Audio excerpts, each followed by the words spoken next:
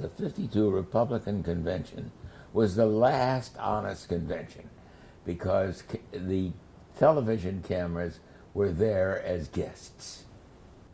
It was all radio at that time. There was this conflict between radio, that is Ed Murrow, and television, and they decided they would do television coverage at the stockyards in Chicago.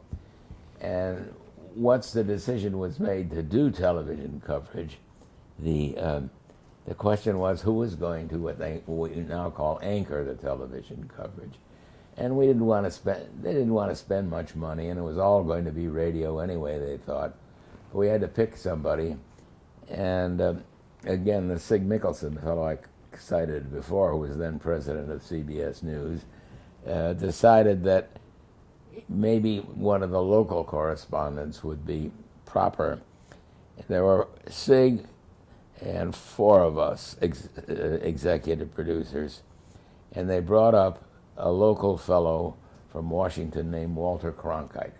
And the question was Walter satisfactory to be the anchor of television coverage? What was his experience prior to the convention? He had been in World War II and covered the war. He'd been shot down, I think.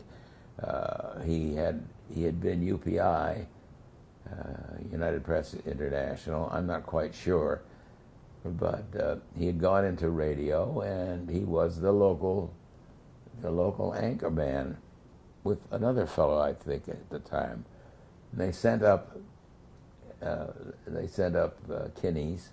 kinescopes. This is before there's other kinds of recording, and we looked at them, and Sig asked for a vote, and it was 2 and 2, and one, I forget who it was, but no, I guess it was me.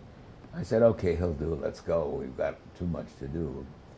And so I was in part responsible for Walter becoming the anchor man for the convention, and then consequently Walter becoming Walter Cronkite.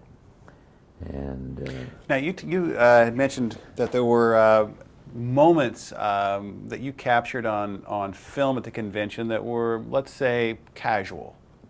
Yeah, sure. I think the one that really stuck in me is the schedule was violated. General MacArthur was running for presidency on the Republican ticket, and they decided they would have a spontaneous demonstration that the convention would blow up for Walter, the convention would blow up for Douglas MacArthur. The problem was they had great difficulty organizing a spontaneous convention, and I was left there with, I think I had 14 cameras, something like that. And I had to fill the airtime. So I said, take a picture of anything. Airplanes flying by. There was a guy heating his food on a sterno stove.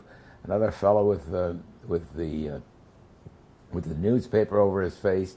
And today it would be, well, this is dreamy of me, but it would be an artistic vision of a convention. And now things changed, didn't they? Right there, because I made the mistake, or Don Hewitt made the mistake, I forget which of us did, of putting a monitor on the stage, and they suddenly saw what the convention floor looked like.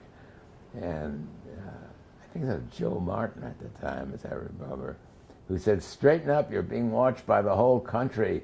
You know, the sterno stove got taken out, the newspaper got off the guy's face, and they snapped. But there's still a little memory of that, which I hope we can find, in which whoever was the chairman went to John Dewey, who had lost 48 to Truman, and said, you led us down the road of defeat, we're not going to listen to you anymore. That's unthinkable now. That was said on the convention floor. Yeah, right. Now, the Democrats learned from the Republicans, didn't they? Immediately, right away it started to be staged. And now it's just, it's a joke. There's no news generated. There may be, I don't want to predict what's going to happen next, but there's no news. It's carefully plotted as a strategic military campaign. Now, during that 52 campaign, the Republican campaign specifically, you got involved in creating some of the early graphics. Oh yes. Well, I was with Don Hewitt, and that convention was in the stockyards. And to get there from where we were bivouac, we had to go down South State Street, and we both needed breakfast. So we stopped in at a delicatessen, and they had on the wall one of those things where you saw ham and eggs, 25 cents, and so on, and they were all characters. They were alphabetic characters stuck into the wall. You've seen them everywhere. And I said to Hewitt, let's buy it. Let's take it there, and we'll find a way to put the names of the correspondents on the floor. And that's what we did. And it was Don Hollenbeck. I said, that's it. I know few people will remember that name. But Don Hollenbeck was on the floor, and we wanted him. And I had equipped him with flashlight. Where are you, Don? And then he'd flash up, and we'd get the camera on where the flashlight was come from, and then we put Don Hollenbeck. Well, that was a long name. So we didn't call on him until we had Don Hollenbeck put back on the delicatessen's blackboard. That was the beginning of graphics.